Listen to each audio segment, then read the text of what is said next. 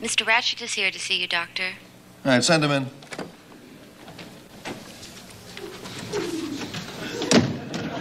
Mr. Ratchet, and sit down. What? I said sit. I don't have to shit. It's my head that's plugged up. Oh, I see. And it's affecting your hearing, is it? Speak up, I'm not a lip reader. All right, now let's have a look here. Okay. The eyes. The eyes? Good. Nice and clear. I don't hear through my eyes. There. Nose is fine. Yeah. Nose is fine. All right, now open your mouth. Yeah? Say, ah. Oh! Fine, fine. All right. Uh-huh. Now let's just have a look at the ears here. Yep. About time we got around to that. Okay, they're clear, no problem. And the other one? Oh, my, oh, my. Oh, what, oh, what? Oh, dear. Here, just a second here now. There. There. That should solve the problem. How do you feel? Much better. I don't know how to tell you this, sir, but you had a suppository in your ear. Hey, you're kidding. Well, that solves another problem, too. What does? Well, now I know where I put my hearing aid.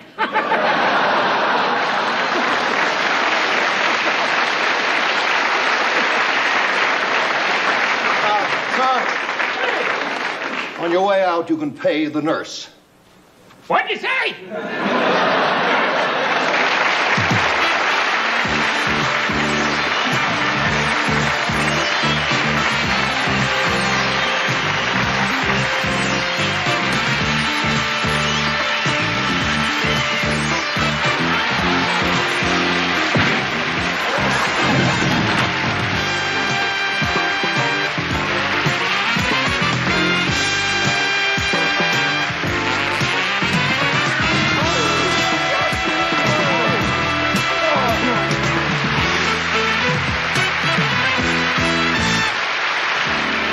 Once again, the star bizarre, John Viner.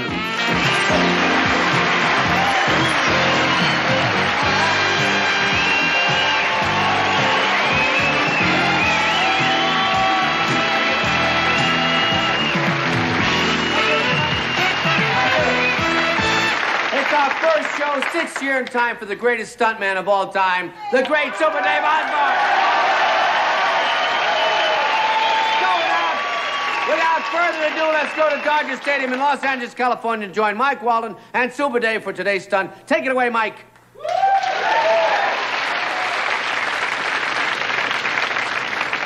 Hello, everybody. This is Mike Walden, and I'm standing here in the infield of beautiful Dodger Stadium in Los Angeles, California. And today, the world will witness from this very stadium the most incredible stunt ever attempted. And here comes the man that I consider the greatest athlete performer in the world today, the one and the only Super Dave Osborne. Hi, Mike. As you can see, the Super One is riding his trusty Super Dave high-powered motorcycle, and he is resplendent as usual in his own unique colors of red, white, and blue. I think here he is now. Yes, welcome, Super Dave Osborne. Well, thank you very much, Mike. It's a pleasure to be here. And I'd like to say a special hello to the millions of people watching tonight. Terrifically put as always, Super Dave. But look, let me get right to the point. Why are you risking your life this evening? Well, Mike, for those of you who are not familiar with my philosophy, I take one day at a time. I figure you only live once, and while you're living, you should try and fulfill every dream that comes your way. You know, time is a strange way of extending life from hours into days, and sometimes it can only limit a matter of... What did you ask me? Well, why are you risking your life with this stunt? Oh, for the money. Beautifully put as always, Super Dave. Well, thank you, Mike. All right. I understand you have a very special introduction to make. Yes, I do, Mike. I'd like to introduce a man who has made my stunt possible this evening. He has spent the last 3 months preparing me, and he is truly as fine a human being as everyone thinks he is. Ladies and gentlemen, the great Steve Garvey. All right, the Garv, Steve Garvey of the San Diego Padres. Thanks, Super. You know, Mike, they say that probably the most difficult thing in sports to do is to hit a baseball. Well, what we'll be doing this evening has never been attempted before. Super Dave will hit a baseball thrown over 100 miles an hour, blindfolded. Blindfolded? Well, yes, Mike. As you know from covering hundreds of my stunts, that I have cat-like reflexes which allow me to sense objects in my area like an animal would. And Gar was able to see this and came up with the idea of possibly using that gift combined with a special concentration which he calls the Garvey zone. And he has taught me to concentrate hard enough that I can almost hear the seams of the ball and know what kind of pitch it is. That's truly amazing. What? Also, I'd like to add a special surprise that the man throwing the baseball today is probably the fastest pitcher in the game, the great Dwight Gooden. Oh, Dwight Gooden of the New York Mets. Wow. Hi, Dwight. Guys, before we start, I also want to say that I will donate every penny I make this evening to this great human being, and he can do with it what he wishes. I tell you, a beautiful gesture from one special human being to another. Well, I tell you what, Super Dave, call in your crew, get your equipment on so we can get this stunt underway, okay? Okay, Mike. All right. Guys? All right, I want you to put... As you can see, Super Dave's crew has applied the knee pads. They're made from a component of polyurethane, specially imported for this very special stunt. Now the elbow pads. That's good. And now they're about to apply the blindfold. This is a very special blindfold made with Saskatchewan sealskin bindings. And I think the crew is ready now. While Super Dave is putting on his special equipment, Dwight Gooden will take a couple of practice pitches and we'll check out his speed and just to make sure how fast he's throwing. All right, that one was 97 miles an hour. Right, that was good, but we could have got Nolan Ryan to throw 97. Let's get it over 100 now. Let's check out this pitch. All right, 101 miles an hour. Now, that's great. Okay. That was good. Good speed. I think Super Dave is all ready. The crew has him in here. Super, are you all ready? Yes, I'm ready, Mike. All right. Okay, sir. We got to back up now. We got to get back in the batter's box here. Okay, remember now, our special open stance. Open it up a little. That's it. Okay, bend the knees a little. Get the hands back. Okay, get the tummy in a little. Okay, chin forward. Okay, remember the Garvey zone now. Good luck. Okay, thanks, man. All right, what I'm going to do is I'm going to hit the first pitch into the left field bleachers. And I'm going to hit the second pitch completely out of the park in center. And I'll hit the third one off the right field fence. All right, let's get him mad. All right. Come on, Dwight, you wimp. Throw it in here. Dwight, you wimp. Holy shit, I'm dead. Oh, my God. Oh, no. I can hear the pain. Oh. Hey, Dave, you all right? Oh. Listen, think Garvey zone. It'll ease the pain. Ease the pain? I've got Spalding written on my nuts. I'm in pain. I'm dying. Oh, yes. Come on. Oh, I should have known better. Super Dave, Super Dave, are you all right? Oh, yeah, I'm fine, Tuts. Garvey zone. Where did you come up with this? Think zone. Think zone. Yeah, I'm thinking zone. Here, keep breathing. Keep breathing. Okay. Why don't you put some floor wax on your hair?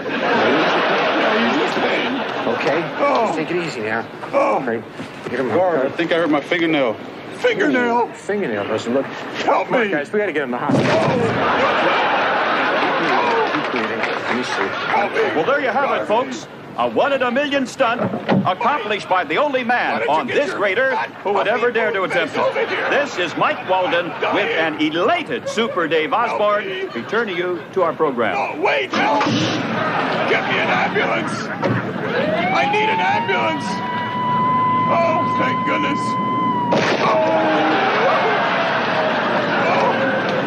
You know, guys, perhaps inside the ambulance would be more comfortable. Remember, kids, don't try this stunt at home. And if you have an old All-Star ballot lying around, why don't you write in the name Super Dave Osborne? D.H. Deceased hero.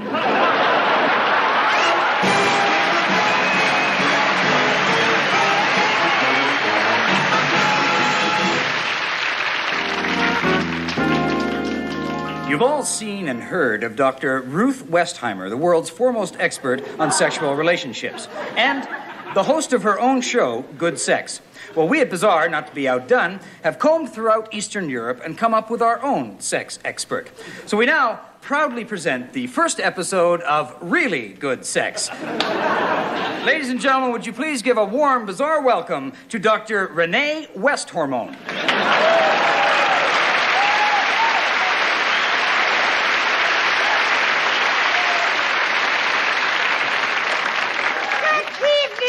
Welcome, Doctor. Welcome to Really Good Sex. A show that informs, educates, and hopefully titillates. Let's get on with today's show. Well, Doctor, we're going to start tonight's show with a letter from Bernard Lavage of Southern California, and he writes, Dear Dr. Renee, I'm puzzled. When I have sex, I am not sure what I'm supposed to feel. In other words, what should I expect from sex?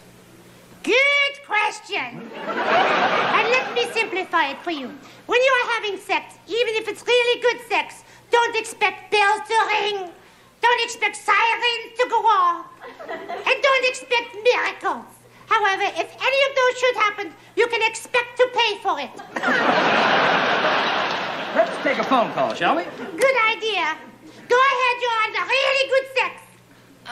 Dr. Renee, all I look for in a man is how attractive he is, and the relationship I have always turns out bad. What should I do? Well, sweetheart, you are making a big mistake. Never go for the obvious. What you should look for are 4 things in a man. He should be well-behaved, well-groomed, and well-educated. And most importantly, well-hung. Thank you, Dr. Renee. What are you thanking me for? You're not even well-educated, Stumpy.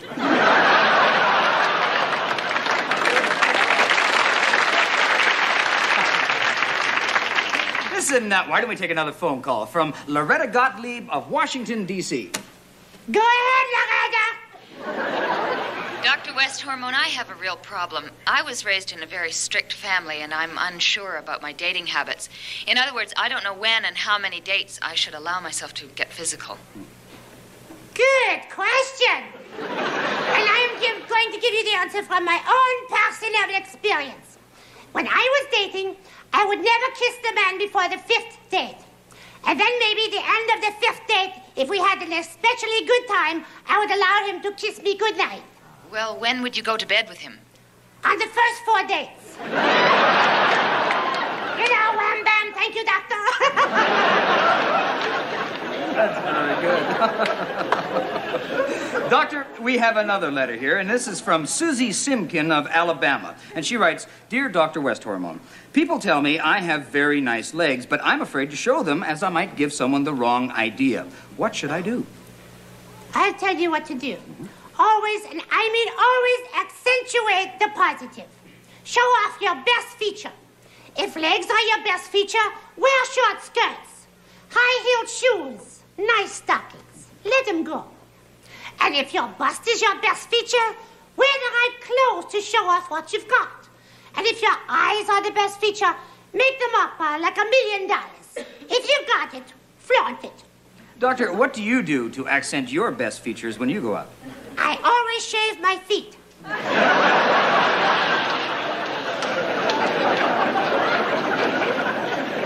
That's interesting. You like that? Yes. Are you a footman? A little bit, yes, but let's take another call. We're not supposed to fool around and have fun. We have another call here. This is Ted Diebold from New York City. Go ahead, Ted. Hello, Ted. What is your question? Yeah, hi, Dr. Renee. I'm madly in love physically with my fiancée, but I'm worried that after we get married, from what I hear, sex can become boring. I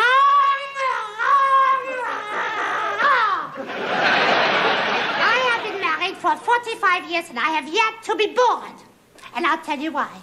I'll never make it the same. One night I'll dress up as a cheerleader. Give me a this, give me a that, give me a that. The next time maybe I'll pretend I'm a stripper, taking things off. Then one night I'll put on a little leather and whips. It's all up here in the imagination. I try to make it different and excited for the man I love every time. Well, that sounds great. Your husband must really be pleased. Who gives a shit about my husband? I'm talking about the man I love. Dr. Renee, we have quite a number of people who have written in and asked the same question. And that is, are different racial groups better at making love than others? In other words, let me rephrase that. Do certain races have a physical advantage on others? You know, for years I have been hearing the same stupid fairy tale. Let me clear the air. All men are created equal. Do you hear me? Mm-hmm. All men are created equal. God gave all men 2 eyes. God gave all men 2 ears. God gave all men 2 lips. God gave men 2 arms. Everyone. The only little difference is that God gave black men 3 legs.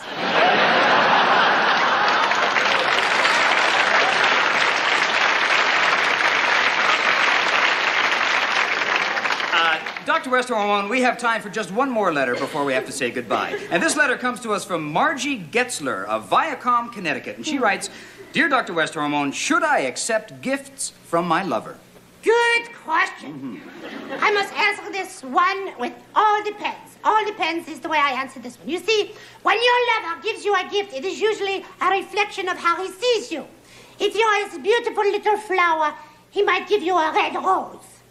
If you're a jewel of his life, he might give you a diamond. If you're his adorable little companion, he might give you a mink. Doctor, did you ever receive a gift from your lover? Oh, yes, my very first lover. That's beautiful. What did he give you? Herpes.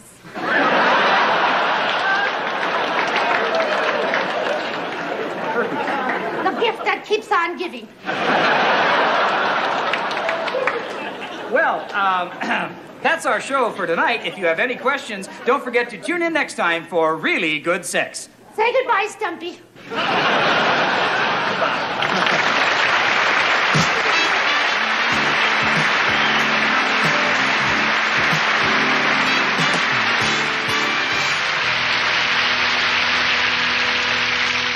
Here are your eggs, Ted. Alice, I don't think I could stomach another one of your meals. Is something wrong, dear? Everything is wrong. I can't stand it anymore. Your cooking makes me sick. You make me sick. I'm not going to beat around the bush anymore, Alice. We're through. But Ted... No buts about it, Alice. Now, I hated being married to you for the last 2 years, and I've been fooling around for the last 2 years. Oh, no. Well, who wouldn't fool around? I mean, coming home to you, look at you. I mean, you're a tub of lard. Ever since you hooked me, you're fat, you're sloppy, you're a lousy mother, and the house is a pigsty. Does this mean we're through? You never listen to what I say, do you? But listen now, and listen good. When I get home from work tonight, I want to see you out of here. Gone! I want you to pack your garbage and get out! More coffee, it's fresh.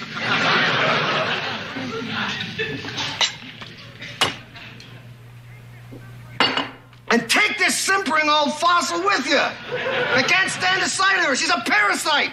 I want the both of you out of here.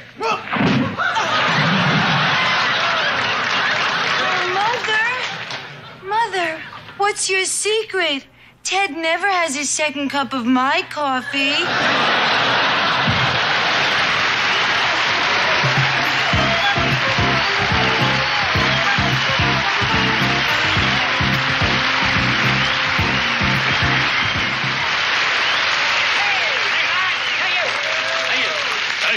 Well, that's our show for tonight. Hope you had a good time. We had a good time bringing it to you. Tune in next week, okay? Night.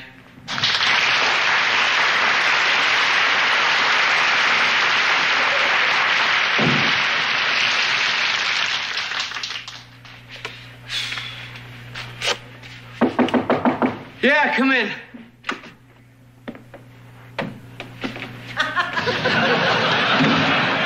Oh, hi. Can I help you? Yeah, I'm Mr. Galen. This is my friend Rocky Katz. Yeah, we're big fans of yours, you know? Oh, yeah, that's... Hey, it was a great show tonight. Huh?